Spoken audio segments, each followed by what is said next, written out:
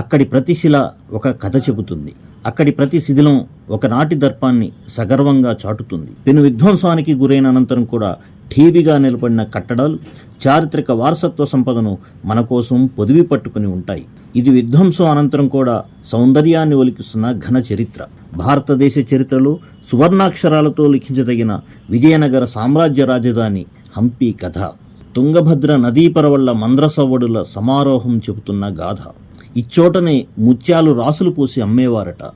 ఇచ్చోటనే బంగారం వెండి సేర్ల లెక్కన విక్రయించేవారట. ఇప్పుడు పర్యాటకులు నడియాడుతున్న ఈ నేల ఒకప్పుడు వర్తక వాణిజ్యాలకు రాజధాని. ఇది ఆనాడే బిజినెస్ క్యాపిటల్. ఇంకా ముందుకు వెళితే రామాయణంలో వానర రాజ్యంగా పేర్కొన్న కిష్కిందాపురం, వీరాంజనేయుడికి జన్మనిచ్చిన ప్రాంతంగా చెప్పే అంజనాద్రి ఉన్నది ఇక్కడే. వాలి సుగ్రీవుల గుహలుగా చెప్పే ప్రాంతాలు ఇక్కడవే. వెరసి మైమరిపించే ప్రకృతి రమణీయత, అలనాటి చెరిగిపోని చరిత్ర, ఇప్పటికీ విస్మయపరిచే శిల్పకళ, నిత్యం ప్రజల జీవితాల్లో తారాడే పురాణేతిహాసాల అబ్బురపరిచే కలయిక ఈ అద్భుత హంపి నగరి.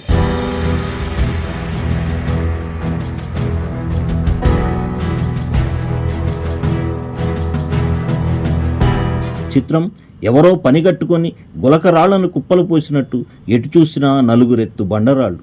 దానికి ఒక కథ ఉందండోయ్, తెలుసుకుందాం రండి.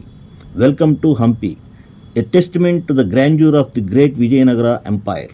కర్ణాటక నడిబొడ్డున బళ్ళారి జిల్లా హోస్పేట తాలూకాలో ఉన్నది హంపి. గిరిజా సమేతుడైన పరమేశ్వరుడు విరూపాక్షినిగా వెలిసిన ప్రదేశమని పురాణాలు చెబుతున్నాయి. ఇక్కడి ప్రతి శిల ఒక గొప్ప చరిత్రను చాటుతూ ఉంటుంది. ఇక్కడికి భక్తులే కాదు, విదేశీ పర్యాటకులు, చరిత్రకారులు, చరిత్రను అధ్యయనం చేసే విద్యార్థులు నిత్యం వచ్చిపోతుంటారు.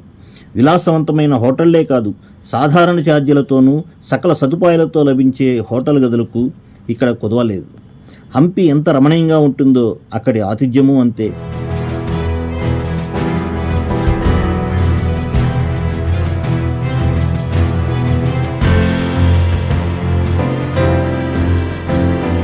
జీవితంలో ఒక్కసారైనా సందర్శించాల్సిన ప్రాంతం, వారసత్వ నగరంగా యునెస్కో ప్రకటించిన అద్భుతం.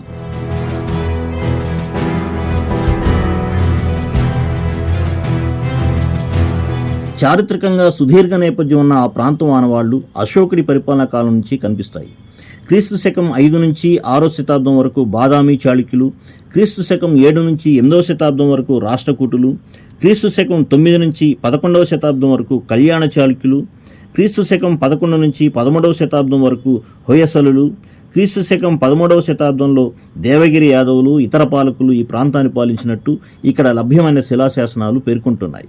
కంప్లీ, కురుగోడులు అనే ప్రాంతీయ పాలకులు సైతం ఈ ప్రాంతాన్ని పాలించిన వారిలో ఉన్నారు.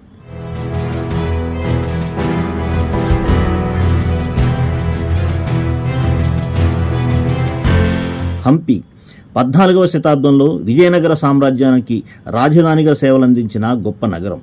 హంపి వ్యాపార కేంద్రంగానే కాకుండా ఒక సాంస్కృతిక క్షేత్రంగా కూడా విరాజిల్లింది. భారతదేశంలోనే కాదు, విదేశాల నుండి వచ్చిన వ్యాపారులు ఇక్కడ వీధుల్లో వ్యాపారం చేసేవారు.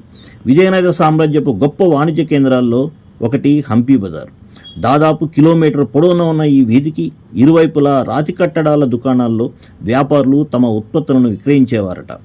రత్నాలు, పట్టు వస్త్రాలు, సుగంధ ద్రవ్యాలు, ఇతర విలువైన వస్తువుల కోసం ఎక్కడెక్కడి నుంచో ఇక్కడికి వచ్చేవాళ్ళట. పర్షియా, అరేబియా, యూరప్ దేశాల నుంచి వచ్చిన వ్యాపారులు ఇక్కడ రత్నాలు, పత్తి, సుగంధ ద్రవ్యాలను కొనుగోలు చేసేవారు. ఈ నగరం అంతర్జాతీయ వ్యాపార మార్గాల్లో ప్రధాన భాగంగా మారింది. దురదృష్టవశాత్తు 1565లో హంపి నగరం పతనమైంది. తల్లికోట యుద్ధంలో దక్షిణ సుల్తానుల చేతిలో విజయనగరం ఓడిపోయింది. అనంతరం నగరాన్ని పెద్ద ఎత్తున లూటీ చేశారు. దేవాలయాలు ధ్వంసమయ్యాయి. హంపి బజారు శిథిలంగా మారింది. రాజప్రాసాదం నేలమట్టమైంది. కత్తులతో, గొడ్డళ్లతో, సుత్తులతో రోజుల తరబడి విధ్వంసాన్ని కొనసాగించారు. కనిపించిందల్లా కూల్చివేశారు. ఏమన్నా మిగిలి ఉన్నా అవి పనికిరాకుండా చేశారు. ప్రపంచంలో మరే నగరం ఇంత దారుణ విధ్వంసానికి గురి కాలేదేమో అనిపించేలా ఆ ధ్వంసరచన కొనసాగింది. యథేచ్ఛగా నాశనం చేయడం కాకుండా ఒక పద్ధతి ప్రకారం నగరాన్ని శత్రువులు ధ్వంసం చేసినట్టుగా కనిపిస్తుంది. ఫలితంగా ఒకప్పటి ప్రపంచంలోనే అతిపెద్ద, అతి ధనవంతమైన నగరం గత చరిత్రగా మారిపోయింది. శిథిలాల కుప్పగా మిగిలిపోయింది. అయినా వాటి నుంచే తన గతకాల్పు వైభవాన్ని చాటుతూనే ఉన్నది.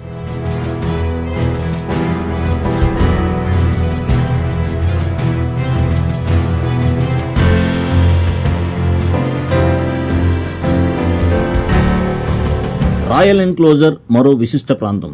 ఇప్పటికీ మిగిలి ఉన్నవి చూస్తేనే ఎంతో అద్భుతంగా అనిపిస్తుంది. అలాంటిది దాని సజీవ రూపం ఇంకెంత అద్భుతంగా ఉండి ఉంటుందో కదా.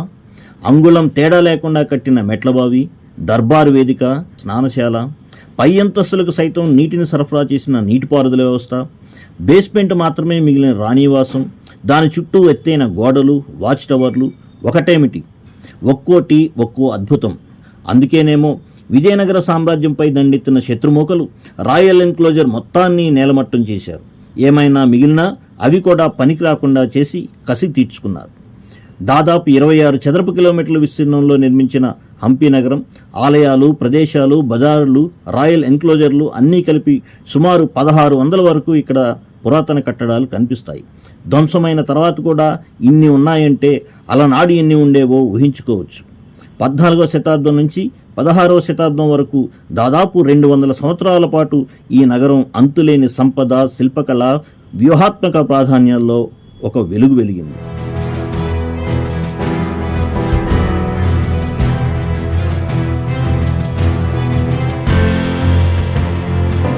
7వ శతాబ్దం నాటి విరూపాక్ష ఆలయం ఇప్పటికీ టీవీని ఒలికిస్తూనే ఉన్నది. దానికి సమీపంలోనే అచ్యుతరాయులు ఆలయం అద్భుతమైన శిల్ప సౌందర్యాలతో అలరారుతుంటుంది. దాని ముందు పొడవైన బజార్, పక్కనే పుష్కరిణి కనిపిస్తాయి.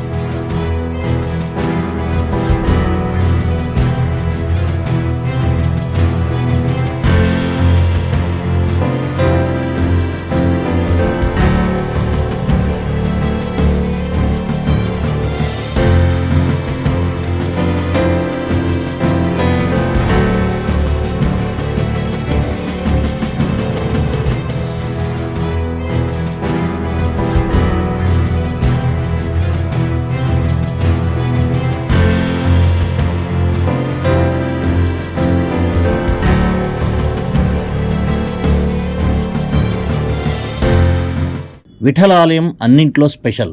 ఇక్కడి నాట్య మందిరంలో శిలలను మీటితే ఒక్కోటి ఒక్కో వాయిద్యాన్ని మోగిస్తాయి. ఆలయంలోకి ప్రవేశిస్తుంటేనే స్వాగతం పలికే ఇక్కడి శిలారథం మరో అద్భుతం. శిలను తొలచి రథంగా మలిచిన తీరును చూస్తే ఈ శిల్పులెవ్వరో, ఈ కూలీలెవ్వరో, పేరు లేనోళ్లు, ఘనకీర్తి కలవాళ్ళు అనిపించక మానదు.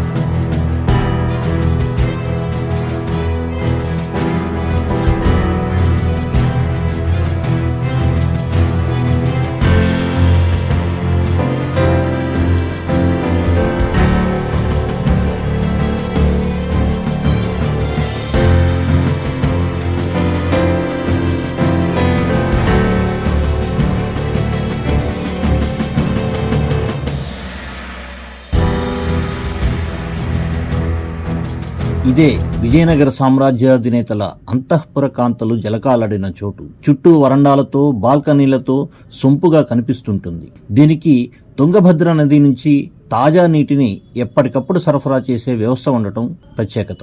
ఇప్పుడంటే పైన కప్పు లేదు కానీ ఒకప్పుడు పైన కప్పుతో ఉండేది. విజయనగర చక్రవర్తుల విలాసవంతమైన జీవితానికి ఇది ప్రతీకగా నిలుస్తుంది.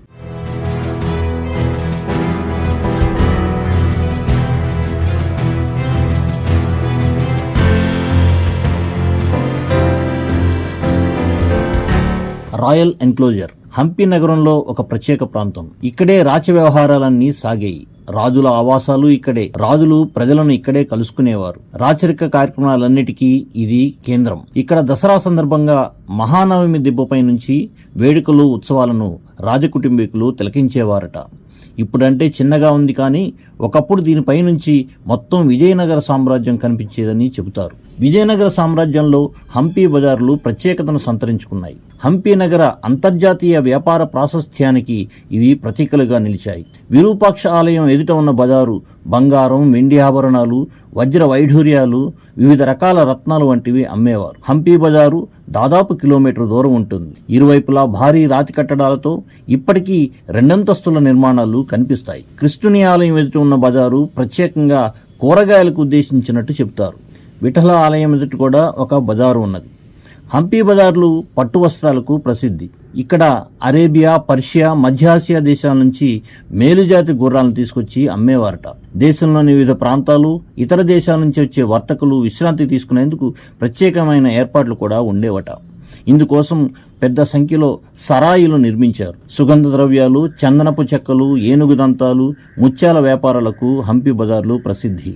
హంపి స్వర్ణయుగాన్ని చూస్తున్న సమయంలో ఇక్కడికి కొందరు విదేశీ యాత్రికులు వచ్చి ఇక్కడి చరిత్రను రికార్డు చేశారు. డామింగో పీస్ అనే పోర్చుగీసు యాత్రికుడు, అబ్దుల్ రజాక్ అనే పర్షియన్ చరిత్రకారుడు హంపి గొప్పతనాన్ని వివరంగా రాశారు. బజారులన్నీ వ్యాపారులతో, కొనుగోలు చేసేందుకు వచ్చిన వారితో కిక్కిరిసిపోయి కనిపించాయని డామింగో పీస్ రాశారు. 15వ శతాబ్దంలో హంపిని సందర్శించిన అబ్దుల్ రజాక్ విజయనగర సామ్రాజ్య రాజధాని భోగభాగ్యాలను ప్రత్యేకంగా ప్రస్తావించారు. వజ్రాలను బహిరంగ మార్కెట్లో కుప్పలు పోసి అమ్మేవారని ఆయన తెలిపారు. విజయనగర సామ్రాజ్య పతనం 1565 జనవరి 26న చోటు చేసుకుంది. ఆనాడు తల్లికోట వద్ద జరిగిన యుద్ధంలో అలియరామరాయ నేతృత్వంలోని విజయనగర సైన్యానికి బీజాపూర్కు చెందిన అలీ అదిల్ షా, గోల్కొండకు చెందిన ఇబ్రహీం కులీ కుతుబ్ షా, అహ్మద్ నగర్ కు చెందిన 1వ హుస్సేన్ నిజాం షా నాయకత్వాల్లోని సంకీర్ణ సేనలకు మధ్య జరిగిన యుద్ధంలో విజయనగర సామ్రాజ్యం పతనమైంది. విజయనగరానికి భారీగా సైన్యం ఉన్నప్పటికీ సంకీర్ణ సేనల వ్యూహాల ముందు నిలువలేకపోయింది. ఈ యుద్ధం భారతదేశంలోనే ఒకానొక భయానక రక్తపాతాన్ని సృష్టించిన యుద్ధంగా మిగిలిపోయింది.